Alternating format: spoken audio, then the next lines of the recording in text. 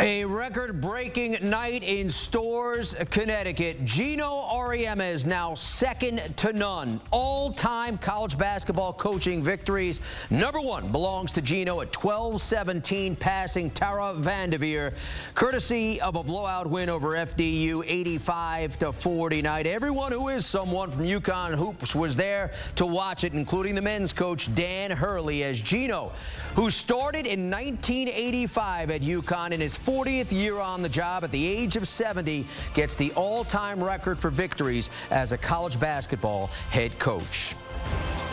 This is what it looks like now as he passes Tara VanDerveer by a victory. You can see Coach K tops among the men at 12:02. Geno tops the list with Pat Summitt there at a shade under 1,100 career victories. Geno Auriemma is still coaching, by the way, so he's sure to add to that number. Let's get some perspective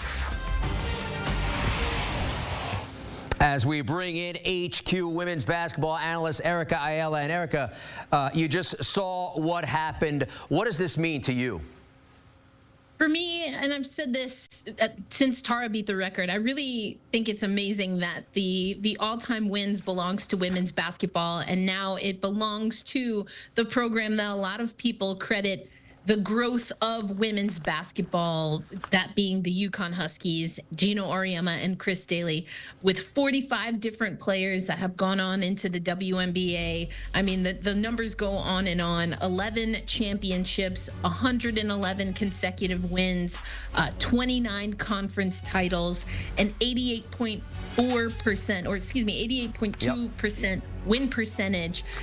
This is something that we are not going to see. All of this happening under one roof with one coaching staff at one organization. And I think it's really apropos that the record is beaten and now belongs to UConn, Geno Auriemma and Chris Daly on the day that was already designated to celebrate 40 seasons at the helm for those two coaches. Yeah, he did it all at one school. You know, there's a lot of coaches that coached elsewhere as head coaches. Geno did it all at one school starting in 1985. And I'll let you take this kind of in whatever direction you want. But really, you could talk about UConn hoops. You could talk about women's college basketball. You could talk about college basketball or just basketball as a whole. What is Geno Auriemma's legacy to the sport? Again, he has impacted women's basketball. It is a different game because of UConn and because of what Geno Auriemma and Chris Daly built at UConn, and because of the product and the quality of player that they were able to create through their system and through how they design practices. Some of the very stringent rules UConn alumna will tell you that Chris Daly in particular had: no nail polish, no color in the hair. Some of those things they have relented on in recent years. But the attack of excellence, or the attack on the game and the pursuit of excellence is really what stands out, while also teaching these young athletes how to be young adults at a very critical time in their life. Napheesa Collier was on the broadcast, and we also got to speak to her at CBS Sports, and she talked so much about how Chris Daly in particular, as a woman, Chris Daly helped Napheesa Collier just grow and mature as a woman. She talked about, this is now, remember, the Defensive Player of the Year 2024 went to the WNBA Finals, going up against another UConn Husky, Breanna Stewart, and the New York Liberty. But Napheesa Collier, Defensive Player of the Year, said she learned how to play defense at UConn. Everything else, when she was playing in defensive sets, those were set plays. Sure. She learned how to read the game. She learned how to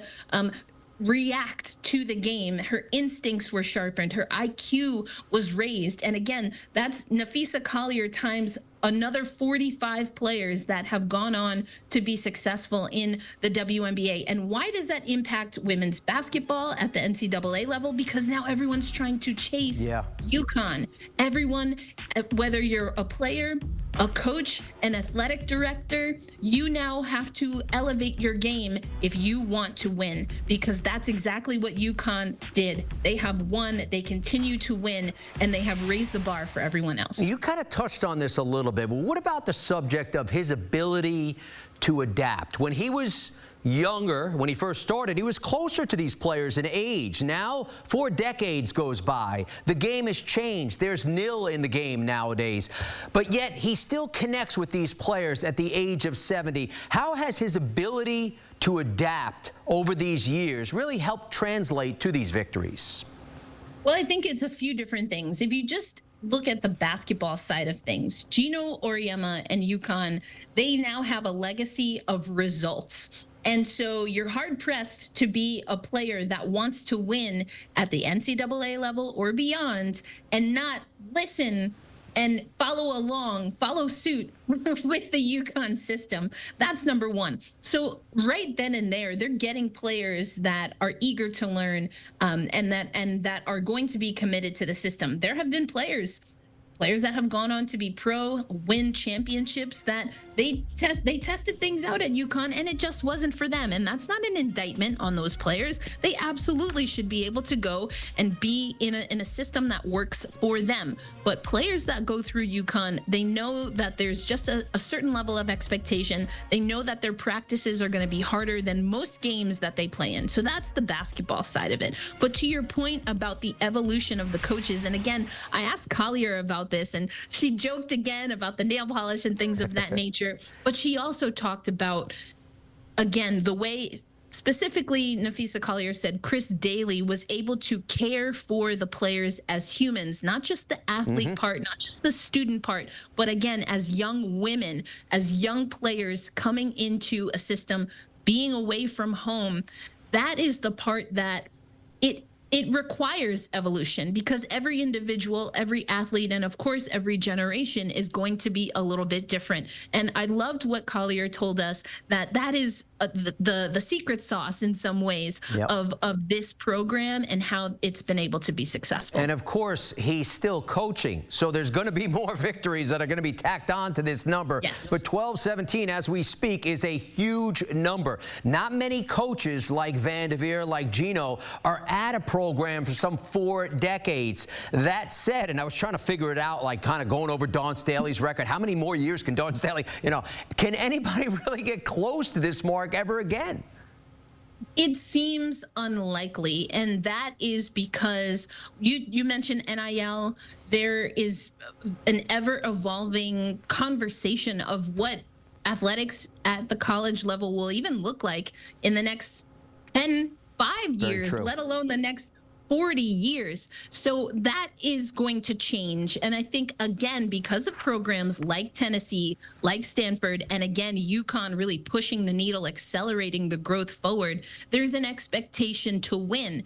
And we have seen that just even recently in the WNBA, so many shakeups with head coaches. And so I think that's going to be more of the norm. We see that in sport overall, just across the board. You're not really seeing coaches and coaching staffs be able to stay at one place, let alone stay in the profession for 40 years. Those days might be gone. And I like, though, that you mentioned Dawn Staley, because this is something that I have written at CBS Sports. Dawn Staley, her legacy is already solidified in a lot of ways, and it's a little bit of a different legacy. This win record, I really don't think that we will see. That is not to say that coaches like a Dawn Staley, I think she's high in the ranks right now, will not make an impact and again have such a profound way of pushing the needle. But I do think that this record will belong to UConn, and not to take. I certainly don't want to take away from the legacy of Pat Summitt.